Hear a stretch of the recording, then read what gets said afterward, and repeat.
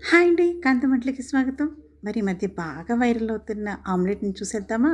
మరి దీనికి ఏంటంటే ఒక బాయిల్డ్ ఎగ్, 2 నార్మల్ ఎగ్స్‌ని తీసుకున్నాను. 2 ఎగ్స్‌ని కూడా బాగా బీట్ చేసి పెట్టుకున్నానండి. ఒక చిన్న రౌండ్‌గా ఉండే మూకుడిని ఇలా చూపించినట్టుగా ఒక మూకుడిని తీసుకున్నాను. దానిలో కొంచెం ఆయిల్ వేశాను.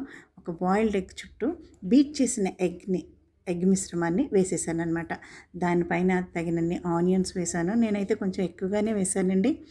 మరి దీనిలో కొంచెం పచ్చిమిర్చి, ఒక చిన్న టమాటా, కొంచెం కొత్తిమీర ఇవన్నీ సన్నగా కట్ చేసి వేశాను. మరి దానిలో తగినంత సాల్ట్‌ని కూడా వేసేసానండి. సో, ఇదంతా స్లో ఫ్లేమ్‌లోనే అయితూ ఉంటేనే బావుంటుందన్నట్టు. బాగా కుక్ అవుతుంది. తొందరపడొద్దు. మరి ఇక్కడ చూపించినట్టుగా పెప్పర్ వేశానండి. పెప్పర్ వేసిన తర్వాత దీనికి కొంచెం కారాన్ని కూడా ఎక్కువ వేశాను. నేను కొంచెం స్పైసీగా ఉంటే బావుంటుందేమో అని.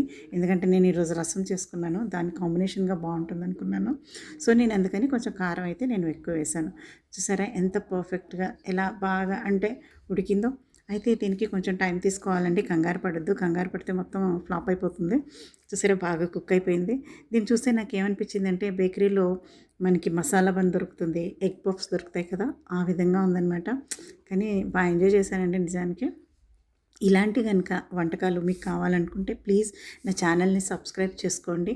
మోర్ వీడియోస్ నేను మీకు అవన్నీ షేర్ చేస్తూ ఉంటాను. ఇక్కడ చూసారా చూపించినట్టుగా పర్ఫెక్ట్‌గా ఉడికిందండి లోపల. అసలు తింటుంటే కూడా చాలా టేస్టీగా ఉంది. థ్యాంక్ యూ సో మచ్ అండి. మోర్ వీడియోస్ మీకు కావాలంటే please subscribe my channel. Thank you so much.